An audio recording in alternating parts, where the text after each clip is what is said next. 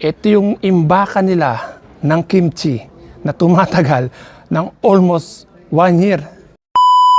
Usapang utot. Kimchi muna tayo ngayon, ha? Sino ba namang hindi matatakam sa amoy utot na kimchi?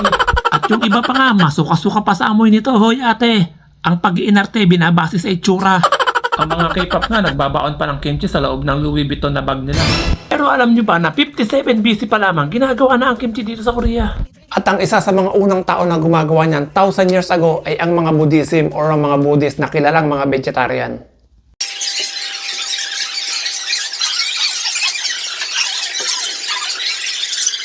At nang kalaunan nga ay nagkaroon na ng iba't ibang bersyon at tinatayang humigit kumulang sa 200 types o klase na ng kimchi meron dito sa Korea. Paano masabi?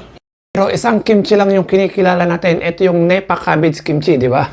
Diyan sa Pilipinas, ang kimchi ay side dish lamang. Dito sa Korea, main course yan. At kung ang restaurant mo dito mauubusan ng kimchi, nako, magsara ka na, baka mabarangay ka pa. At ang mga handaan dito kapag wala kang inihain na kimchi, sigurado ako si Sharon lang ang makikinabang. Kimchi dito parang alak. Habang nagtatagal, lalong sumasarap. At habang naluluma, lalong nagmamahal ang presyo sa merkado. Kung yung iba nababahuan sa kimchi, dito, pangkaraniwan na yan.